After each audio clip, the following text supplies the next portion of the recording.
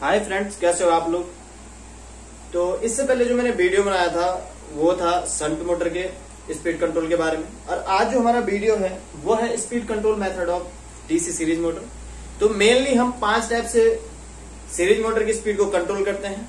पहला जो टाइप आता है इसमें वो आता है आपका फील्ड डायवर्टर मेथड, ठीक है। दूसरा जो टाइप आता है वो आता है आर्मेचर डायवर्टर मेथड, और जो तीसरा टाइप आता है वो आता है सप्लाई कंट्रोल मेथड, और जो हमारा चौथा इसमें जो टाइप आता है वो आता है आपका जो टेपिंग मेथड होता है, मतलब टेप्ड किया जाता है या फील्ड क्वाइल टेप्ड मेथड भी कहते हैं। और जो लास्ट हमारा इसमें मेथड आता है वो आता है सीरीज पैरेलल। इसमें हम वाइंडिंग को सीरीज पैरेलल किया जाता है। तो सबसे पहले हम बात करते हैं डायवर्टर की, क्योंकि आप देख रहे होंगे कि हमने लिखा हुआ फील्ड डायवर्टर। एक्चुअल डायवर्टर कहा किसे जाता है, तो डायवर्टर कहा जाता है जिसमें करंट को डिवाइड किया जाता है, मतलब जिसके माध्यम से हम क्या करते हैं करंट को डिवाइड करते हैं, उसे क्या कहा जाता है, डायवर्टर कहा जाता है। तो स्टार्ट करते हैं। पहला जो हमारा टाइप आता है वो आता है फील्ड डायवर्टर मेथड। इसके माध्यम से जो स्पीड की जाती है, देखो कभी भी अगर हम फील्ड में कोई भी चेंजेस करते हैं तो हमारी स्पीड हमेशा ही मोटर की क्या होगी, बढ़ेगी। अगर हम फील्ड में डायवर्टर यूज कर रहे हो, चाहे हम शंट मोटर के केस में हमने रेजिस्टेंस एक ऐड किया था उसके फील्ड उसके शंट फील्ड में, तो वहां भी हमारी नॉर्मल रेटेड स्पीड से क्या हुई थी, हाई हुई थी। अब देखते हैं इसमें किस प्रकार से वो अप्लाई होता है। तो यहाँ देखो आप, यहाँ पे हमने क्या कर रखा है, डायवर्टर बना रखा है, ये आप लोगों को दिखाई दे रहा होगा कि इसे क्या कहते हैं, डायवर्टर कहा जाता है। डायवर्टर मतलब हो गया जो मानव यहाँ से सप्लाई से हमारी क्या आ रही है, करंट आ रही है, आई जो आप लोगों को यहाँ पे दिखाई दे रही होगी, हमारी क्या आ रही है, आई करंट आ रही है, और ये दो इक्वल पार्ट में क्या हो रही है, डिवाइड हो रही है। एक आईएससी जा रही है और इस वाली करंट को हम मान लेते हैं आईडी, ठीक है। इस वाली करंट को क्या मान लेते हैं, आईडी, क्योंकि डायवर्टर से होकर जा रही है। तो आप लोगों को यहाँ पे दिख रहा होगा जो आई है वो क्या है, फिक्स है, और जो हमारी आईएससी और जो चेंजेज होंगे वो किसमें होंगे, आईएससी और आईडी में होंगे, क्योंकि सप्लाई हमारी फिक्स रहती है, इसलिए करंट हमारी क्या होगी, फिक्स होगी फिलहाल अभी, ठीक है। तो हम क्या कह सकते हैं कि जो हमारी आईएससी और आईडी, अब देखो सबसे पहले क्या होता है, जो हमने यहाँ पे डायवर्टर यूज कर रखा है, देखो डायवर्टर में हम प्रयोग करते हैं रेजिस्टेंस का। डायवर्टर में किसका प्रयोग किया जाता है, रेजिस्टेंस का प्रयोग किया जाता है। अब जो रेजिस्टेंस हमने प्रयोग कर रखा है, इसकी क्या है, ये मैक्सिमम वैल्यू होगी। मैंने यहाँ पे क्या लिख रखा है, मैक्सिमम वैल्यू लिख रखा है, ये क्या है, इसकी मैक्सिमम वैल्यू है। तो जैसे जैसे हम क्या करते हैं, देखो जब मैक्सिमम जिस टाइम पे होगा सारी करंट आईएससी से फ्लो हो रही होगी। अब देखो जब आईएससी में फ्लो हो रही होगी तो मतलब हमको पता है जो फाई होता है वो डायरेक्टली प्रोपोर्शनल किसके होता है, आईएससी के होता है। कि मतलब जिस टाइम पे हमारी आईएससी, देखो जब इसकी वैल्यू हाई होगी तो उस टाइम पे सारी करंट कहां से जा रही होगी, आईएससी से जा रही होगी। आईडी की वैल्यू हमारी लगभग बहुत ही ज्यादा कम होगी, तो हम कह सकते हैं। और जो हमारी आई तो कांस्टेंट है, तो मतलब कम कौन सी होगी, आईडी होगी। अब देखो जैसे जैसे हम क्या कर रहे हैं, यहाँ से रेजिस्टेंस की वैल्यू को कम करेंगे, मतलब आरडी की वैल्यू जैसे जैसे कम करेंगे वैसे आईडी की वैल्यू बढ़नी शुरू होगी। अब यहाँ पे जैसी आईडी की वैल्यू बढ़नी शुरू होगी वैसी क्या होगी, आईएससी की वैल्यू कम होनी शुरू होगी, क्योंकि मैंने कहा ये तो कांस्टेंट है। तो जैसे जैसे आईएससी की वैल्यू कम होगी वैसे वैसे क्या होता है, जो हमारा फाई होगा वो भी क्या होने लग जाएगा, कम होना शुरू हो जाएगा। क्योंकि जब आईडी बढ़नी शुरू हो जाएगी, हमने क्या किया है, रेजिस्टेंस को कम किया है, रेजिस्टेंस कम किया तो आईडी बढ़ी, आईडी बढ़ी तो क्या होगा, आईएससी क्या होने लग गई, कम होनी शुरू हो गई।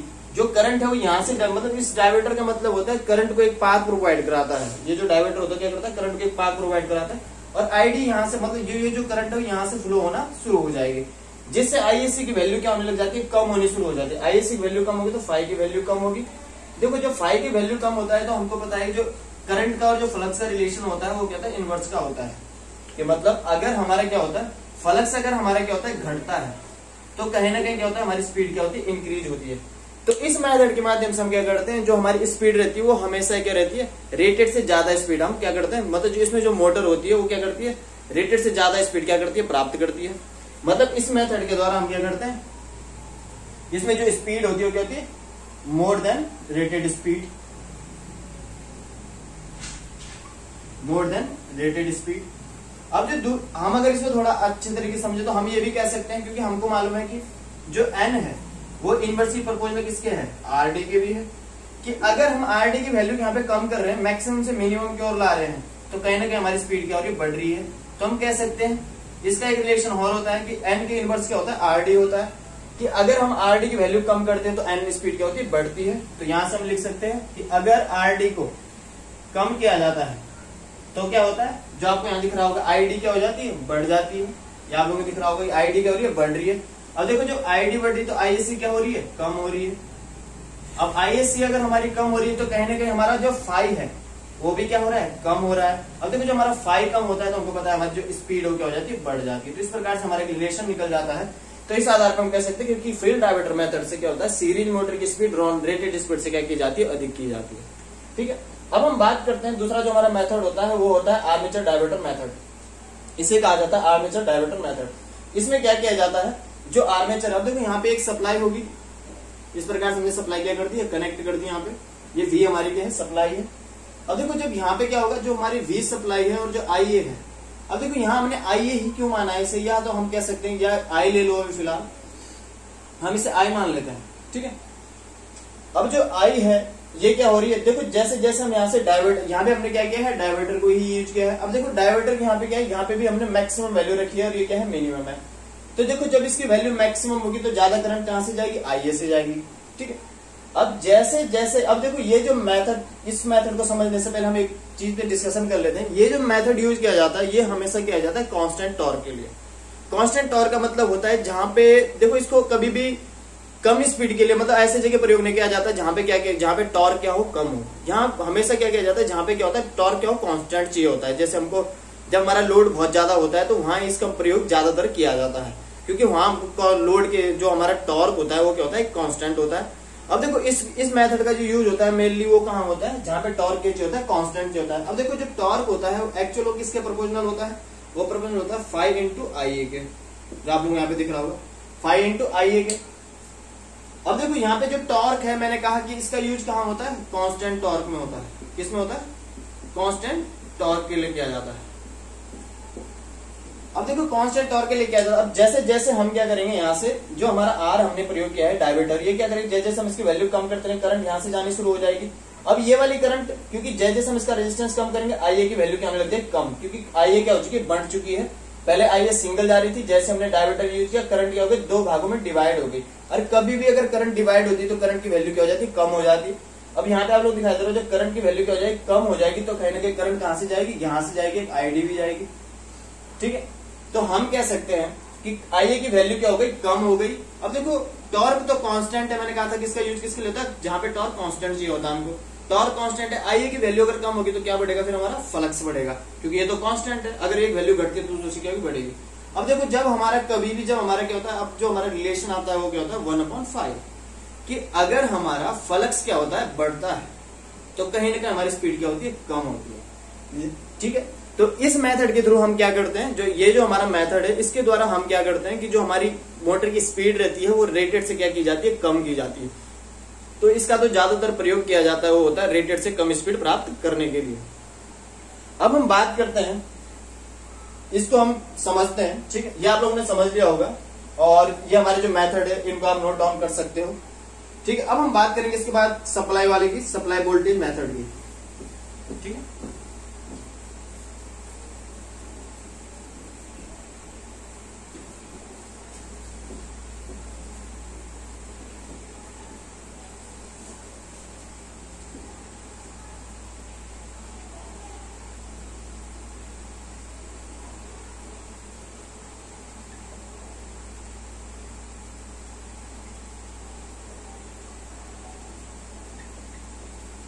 Supply voltage method. तो देखो इसमें क्या किया जाता है, ये हमारा क्या है, आर्मेचर है। ये इस प्रकार से हमने क्या बना रखा है, आर्मेचर बना रखा है, और ये हमारी आर्मेचर वाइंडिंग है। इसमें देखो, इसमें हम क्या करते हैं, एक रेजिस्टेंस प्रयोग किया जाता है, और इसकी भी इसी प्रकार से हम क्या करेंगे, पहले मिनिमम वैल्यू रखेंगे, फिर हम इसकी वैल्यू जैसे बढ़ाते रहेंगे, मैक्सिमम की ओर जाता रहेगा। अब देखो यहाँ पे हम एक इस प्रकार से हमने क्या रख दिया, ये मतलब सर्कल बोला जा सकता है, या फिर मतलब जिसके माध्यम से मतलब इसे खिसका खिसका हम क्या कर सकते हैं, रेजिस्टेंस की वैल्यू को चेंज किया जा सकता है, या वेरिएबल जो उसके रेजिस्टेंस को क्या कर सकता है, चेंज कर सकता है। और यहाँ से हमने क्या कर रखा है, एक सप्लाई को कनेक्ट कर रखा है। तो इसमें क्या किया जाता है, ये जो सप्लाई वोल्टेज मेथड है, इसमें क्या किया जाता है, सप्लाई वोल्टेज को ही हम चेंज कर देते हैं, मतलब जो ड्रॉप है उसमें क्या कर देते हैं, चेंजेस कर दिया जाता है। ये RSC है, ये यहाँ पे RA हो गया, ये हमारा क्या हो जाता है, EB हो जाता है, ये पोलैरिटी होगी प्लस माइनस, ये हो गई प्लस माइनस, और ये आपका प्लस माइनस, इस प्रकार से हमारा ड्रॉप है। ठीक है, तो इसके लिए हमको सबसे पहले क्या पता होना चाहिए, जो इक्वेशन होती है, क्या होती है, इक्वेशन होती है। अब देखो जो इक्वेशन होती है, अगर हम इसकी इक्वेशन की बात करें तो इक्वेशन क्या होती है, इसमें ये थोड़ा बड़ा बन गया है तो हम यहाँ पे बना दें। इक्वेशन क्या होती है, जो वोल्टेज इक्वेशन होती है क्या होती है, V इक्वल टू क्या हो जाएगा। अब देखो इसमें जो रेजिस्टेंस इसको हम R मान लेते हैं, ये R हो गया, तो V इक्वल टू क्या हो जाएगा EV प्लस, ठीक है, EV प्लस भी लग सकते हो, और हम लिख सकते हैं IA। देखो IA तो सेम ही रहेगा क्योंकि सीरीज में है तो करंट क्या होगी, सेम होगी, इसलिए मैं डायरेक्ट लिख रहा हूँ। पहले वाले वीडियो में बता चुका हूँ कि सीरीज में क्या होती है, करंट सेम होती है।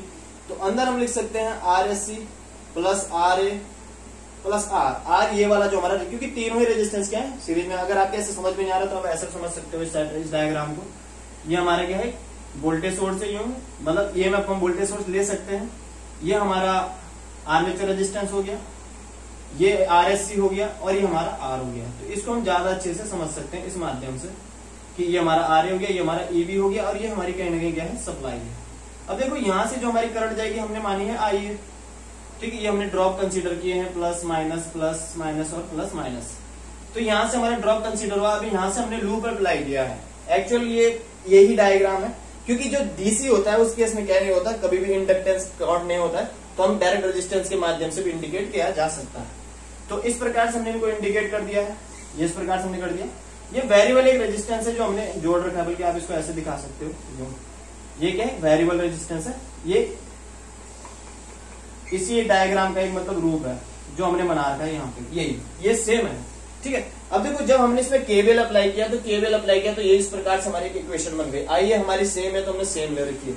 अब आप देखो अगर हम यहाँ से EV की वैल्यू निकालते हैं तो EV क्या होगा, V minus IA plus RSC plus RA plus R।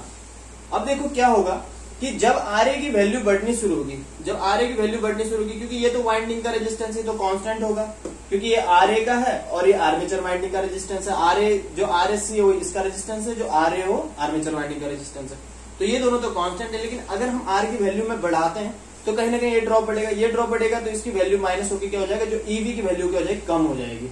और कभी भी अगर हमारा जो N होता है वो डायरेक्टली प्रोपोर्शनल किसके होता है, EV के होता है। अगर हम N की वैल्यू को कम करते हैं तो कहीं ना कहीं क्या हो जाता है, जो EV अगर हमारा कम हो रहा है तो कहीं ना कहीं हमारा क्या होगा, N भी कम होगा। अब जब हमारा अगर N कम हो जाता है तो हमको पता है कि जो स्पीड क्या हो जाएगी, ऑटोमेटिकली क्या हो जाएगी, कम हो जाएगी।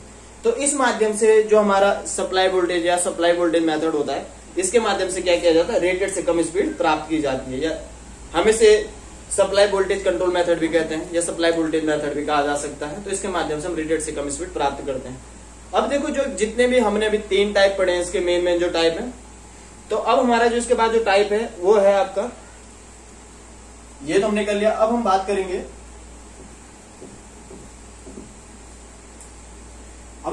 इसके बाद जो आपके क्या है, टेपिंग वाला मेथड आता है हमारा, फील्ड टेपिंग मेथड कहते हैं जिसे, ठीक है।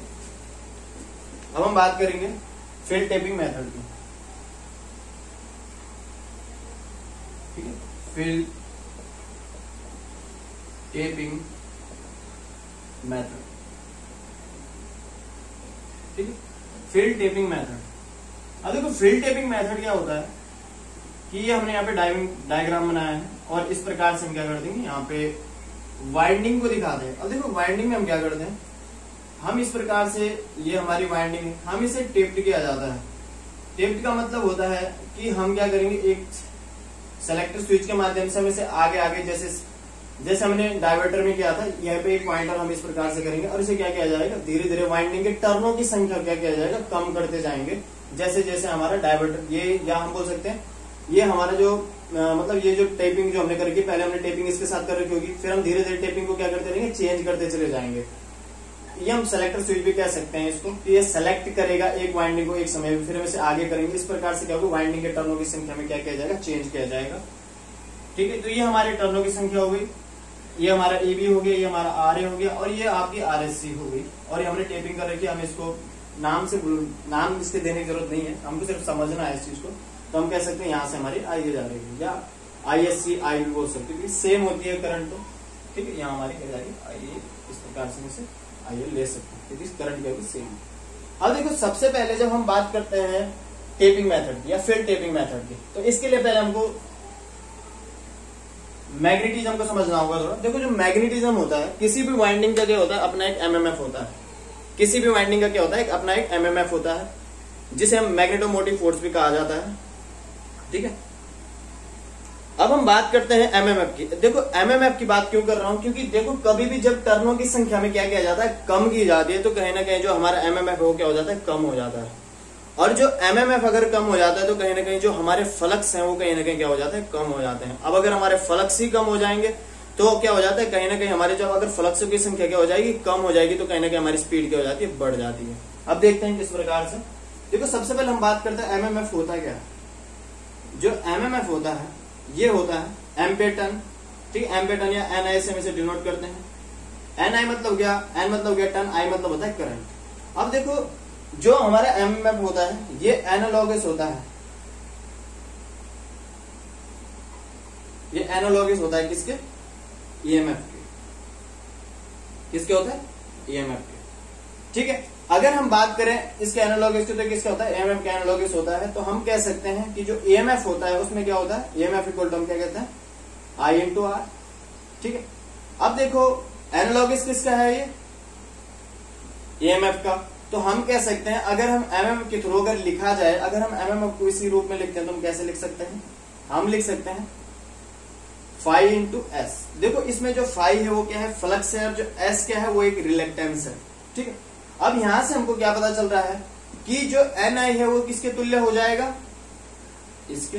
अगर हम यहां से मान लेते हैं कि जो एमएमएफ होता है, अगर हम एनालॉग की बात करें तो किसके प्रोपोर्शनल आ रहा है, फाइव के। अब देखो जो फाइव के प्रोपोर्शनल, और जो एमएमएफ, और हम ये भी कह सकते हैं कि जो फाइव होगा वो किसके प्रोपोर्शनल होगा, एन आई के, या एन के कह सकते हैं। अगर आई को हम कांस्टेंट ले लेते तो किसके प्रोपोर्शनल होगा, एन के। तो हम कैसे एमएमएफ किसके प्रोपोर्शनल हो गया, फाइव के, और फाइव किसके प्रोपोर्शनल हो गया, एन के। तो देखो अगर हम यहाँ पे टर्नों की संख्या को कम करते हैं तो कहीं ना कहीं हमारा क्या होता है, फ्लक्स कम होता है। अगर हमारा क्या होता है, फ्लक्स कम होता है, अगर हमारा क्या होता है, फ्लक्स क्या हो जाता है, कम हो जाता है, तो हम कह सकते हैं कि एन क्या होता है, इनवर्स होता है। तो अगर हमारा फ्लक्स घट रहा है तो कहीं ना कहीं हमारी स्पीड क्या होती है, बढ़ती है। तो इस माध्यम से हम क्या कर सकते हैं, आपकी जो फील्ड टेपिंग के माध्यम से मोटर की स्पीड में क्या कर जा सकता है, चेंजेस किया जा सकता है। अब देखिए इसमें अलग अलग से होता है, जैसे अगर हम बात करें मेथड की, अलग अलग मेथड का अलग अलग जगह प्रयोग किया जाता है, ठीक है। अब हम थोड़ा बात कर लेते हैं, फिर हमारा लास्ट बच जाएगा जो हमारा क्या है, जो आपका लास्ट हो जाता है वो है सीरीज पैरेलल मेथड। तो उससे पहले हम बात कर लेते हैं थोड़ा इनकी यूजेज की, उससे पहले हम बात कर लेते हैं थोड़ा इनके यूजेज की। जो इनका यूजेज होता है, अगर हम बात करें इसकी यूजेज की, देखो जो फील्ड टेपिंग मेथड का यूज किया जाता है पंखे वगैरह में भी हम कर सकते हैं, या फैन वगैरह में इसका यूज होता है, ठीक है। ज्यादातर यूज किसमें होता है, फैन वगैरह में किया जाता है। तो और जो हमने इससे पहले जो इससे पहले जो टॉपिक था, जो मतलब इससे पहले मैंने पढ़ाया था, क्या था, आर्मेचर कंट्रोल मेथड था, उसका जो जिसमें कांस्टेंट टॉर्क होता है उसका ज्यादातर प्रयोग किया जाता है, ट्रैक्शन वगैरह में यूज होता है। तो इस प्रकार से हमने देख लिया है। अब जो हमारा आखिरी मेथड बच जाएगा उसको मैं इसके बाद जो वीडियो आएगा उसमें हम अपलोड करेंगे, उसमें हम वाल्ड न्यूटन मेथड और जो ये दोनों जो हमारा मेथड बच रखा है ये दोनों ही हम उसमें डिस्कशन करेंगे। धन्यवाद। और हो सके तो चैनल को सब्सक्राइब जरूर करें, और शेयर और लाइक और कमेंट जरूर करें। अगर आपको वीडियो अच्छी लगती हो तो आप देखें और कमेंट जरूर करें, और ज्यादा से ज्यादा शेयर करें। मेरी कोशिश रहेगी कि मैं ज्यादा से ज्यादा आपके डाउट क्लियर कर सकूं। और किसी के कोई डाउट होते हैं, कोई आईटीआई का होता है या फिर कोई डिप्लोमा का होता है या फिर जो एसएससी की तैयारी कर रहे हैं, जो उनके डाउट होते हैं, मेरी कोशिश रहेगी कि मैं उन डाउटों को क्लियर कर सकूं। जो भी इलेक्ट्रिकल में डाउट होते हैं वो बेसिक से हो, मशीन से हो या पावर सिस्टम, किसी से भी हो। धन्यवाद।